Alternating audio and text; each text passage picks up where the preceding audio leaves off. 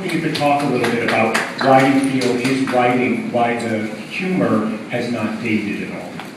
Well, for one thing, Charlie insisted you don't mention any current events, no slang of the day, no catchphrases, and he was absolutely right. Even the closer, I just thought almost. But he was able to write the dialogue. He's caught everybody's cadence and nuance and the way they spoke. Nobody had to act. He just wrote, all you had to do was say the lines. The most brilliant man I've ever met, and the nicest human being I've ever known. That's a rave review from Carl Reiner.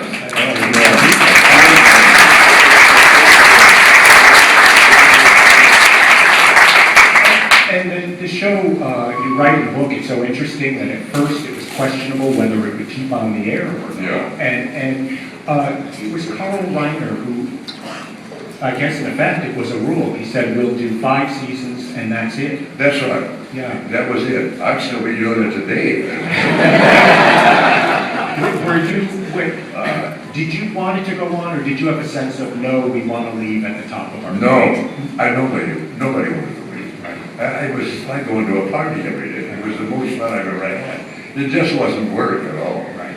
You know, some people don't know that Carl shot the pilot with himself as Robin Esri. The network didn't like him. My biggest break, There was one other question I wanted to ask about that, which is about, your chemistry with Mary Tyler Moore was so remarkable, and I know so many people thought you were married off screen as well. Yeah, I would show up somewhere with my wife and they'd go, who was there?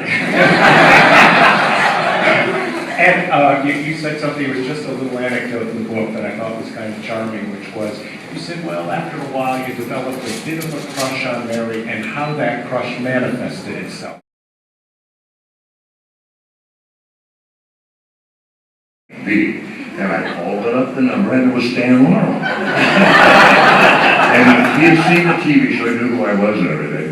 And I said, Mr. Laurel, I've loved you for many years and I'm afraid I've stolen rather liberally from you. He said, yes, I know.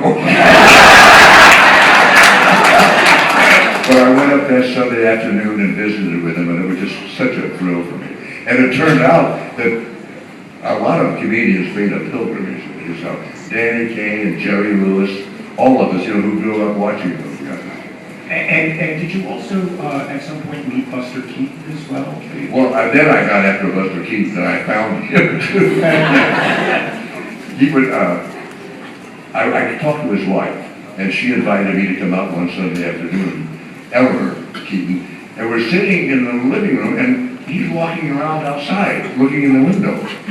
And I said, is he going to come in? She said, you work up to it. He's very, very shy. All of a sudden he walked in with that low flat hat on and a ukulele. Oh, Mr. Moon, Moon, everybody, Moon, won't you? And sang and danced for me. Oh, God. He was a very, very funny man in person. We were sitting in his kitchen and he had a big St. Bernard, an Elmer. And Elmer walked in the screen door and said, meow. Did you teach him to do that? And he pulled his jowl down. He had a kitten, a newborn kitten. He was carrying around there like a dog. I couldn't believe it. And adopted that little kitten. And carried it around. Oh, man.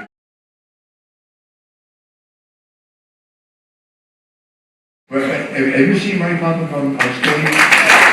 It's a great evening in the theater, but to me it wasn't quite Mary Poppins. In the middle of it, this nanny dressed in black, all evil comes in and messes up the family. And I don't know where that came from. And the family was a little too dysfunctional for me, It didn't have a great evening in the theater. Right. Very entertaining, and I don't know if you could really tell by the applause. We're all hoping you'll come back to New York in a show.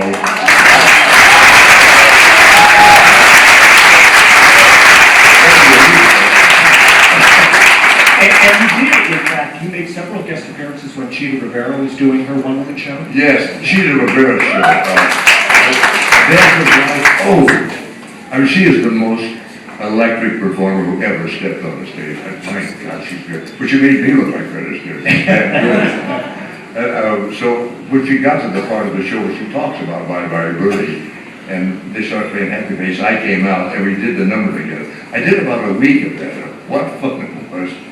You know, A great time. Great to be back out there again. Well, I think you can tell by the applause. We Yeah. all want you back. Thank you.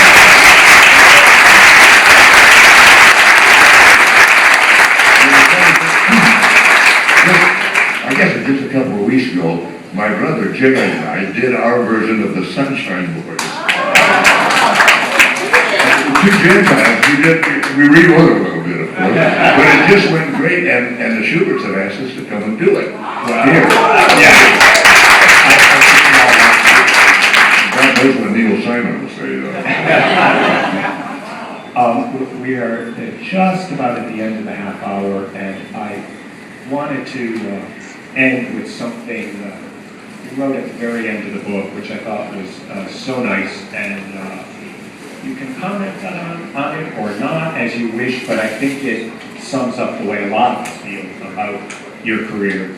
And you say, "My life has been a magnificent indulgence. I've been able to do what I love and share it." So thank you for sharing.